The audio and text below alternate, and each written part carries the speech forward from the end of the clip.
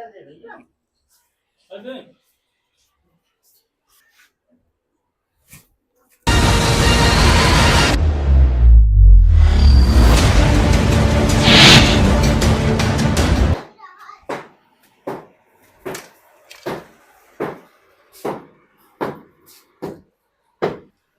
नमस्कार।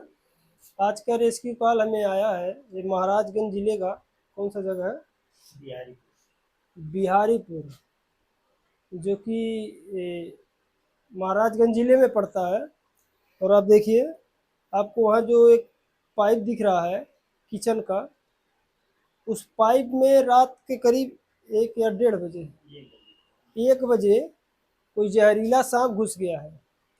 और तब से वह सांप उसी पाइप के अंदर है। अभी तक वो बाहर नहीं आया है, तो हमारे पास कॉल आया है और हम लोग आ गए हैं, उसका सुरक्षित रेस्क्यू करेंगे। तो वीडियो में आप लोग बने रहिएगा। अभी आपको दिखाते हैं कि वो कौन सा सांप है।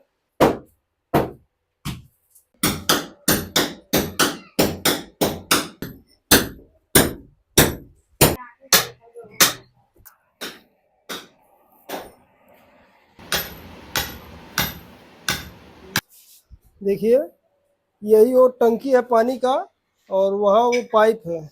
सांप इसी पाइप के अंदर घुसा है, और इसी पाइप के टंकी और पाइप के बीच में कहीं है। और रात में करीब 1 या 1:30 बजे ही सांप पाइप इसके अंदर घुसा है। इसलिए इस फर्श को तोड़ना पड़ा है, क्योंकि दूसरा कोई रास्ता नहीं था उसे बाहर निकालने का। आसानी से इसको पलट देने से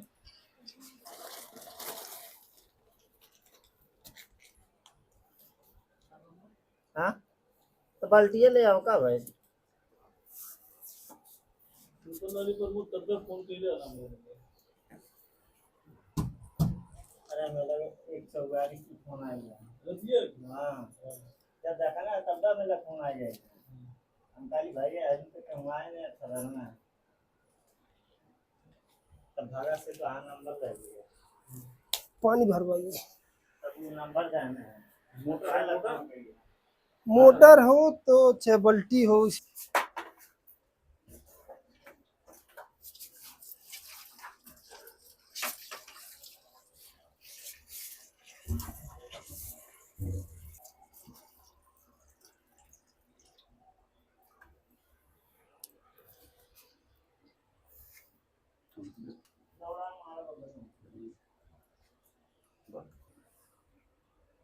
देखिए, पाइप के अंदर पानी डालते ही ये सांप तुरंत बाहर आ गया।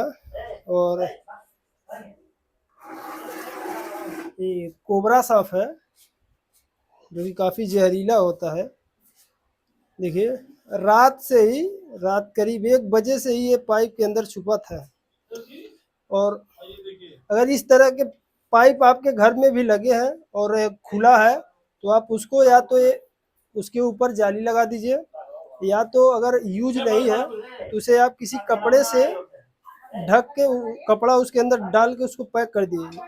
नहीं तो अगर इसी तरह से अगर पाइप खुला रहेगा तो कोई भी सांप या जीव इसके अंदर आ जाएगा। ठीक है, क्योंकि इनका फर्श, इस सांप को निकालने के लिए फर्श को तोड़ना पड़ा है, तब जाके अब सांप बाहर आया है, क्योंकि उसके अलावा दूसरा रास्ता नहीं था। तो इस तरह के पाइप अगर आपके घर में लगे हैं और खुला है तो उसको आप ढक के ही रखें।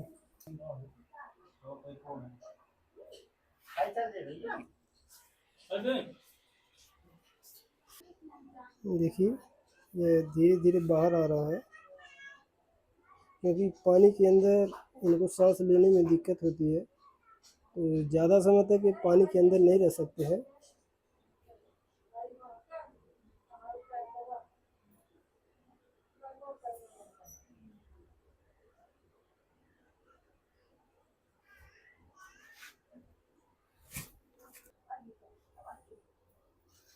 देखिए, सांप तो बाहर आ गया है।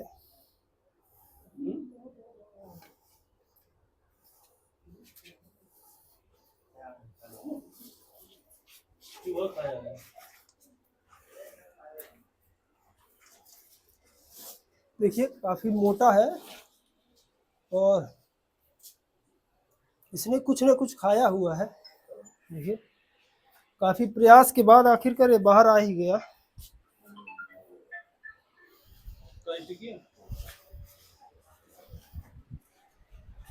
हाँ मुझे तो और देखो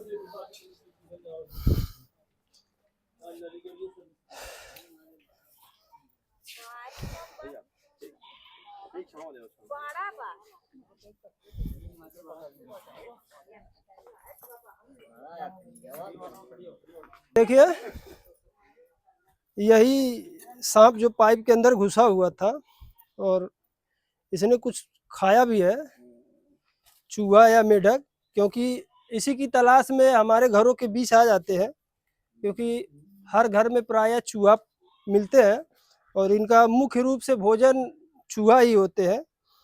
और चूंकि इस समय बारिश हो रही है और काफ़ी गर्मी भी है, तो ये बिलों से निकल के सूखे जगहों की तलाश में हमारे घरों के बीच आ जाते हैं। तो कभी भी अगर किसी को सांप बाइट करे तो किसी भी अंधविश्वास में आपको नहीं पड़ना है, आप सीधे अपने नज़दीकी स्वास्थ्य केंद्र जाइए, क्योंकि भारत में सबसे ज़्यादा मौत इन्हीं अंधविश्वास के कारण होता है। लोग हॉस्पिटल में जाके झाड़ फूक जड़ी बूटी के चक्कर में जाते हैं और जिससे उनकी जान चली जाती है। तो आपको किसी भी अंधविश्वास में नहीं पड़ना है, सीधे आप अपने नज़दीकी स्वास्थ्य केंद्र जाइए। गर्मी का समय चल रहा है, इस समय घर के आसपास, घर के अंदर साफ सफाई रखें।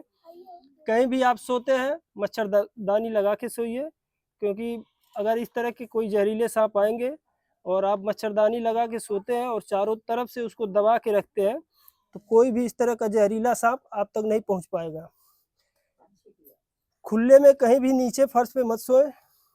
देखिए यहाँ पे अभी इसका पेट फूला हुआ है। रतिया भर से একটা 1:30 बजे से गरम हल्ला होता।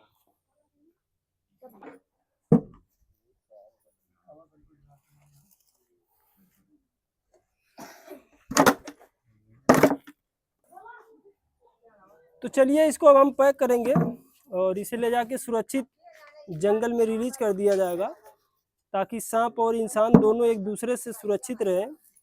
कहीं भी आपको इस तरह के बेजुबान जीव दिखाई दें तो उन्हें मारिए नहीं। आप अपने नज़दीकी वन विभाग को कॉल कर सकते हैं या अपने नज़दीकी किसी भी सर्वमित्र को कॉल करिए, क्योंकि यह सांप हमारे पर्यावरण के लिए बहुत ज़रूरी है।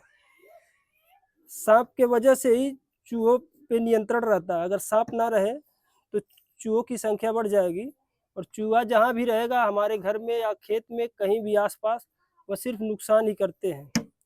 तो इन्हें बचाने में आप हमारी मदद करिए। चलिए इसको पैक करेंगे और फिर ले जाके इसे सुरक्षित जंगल में छोड़ दिया जाएगा।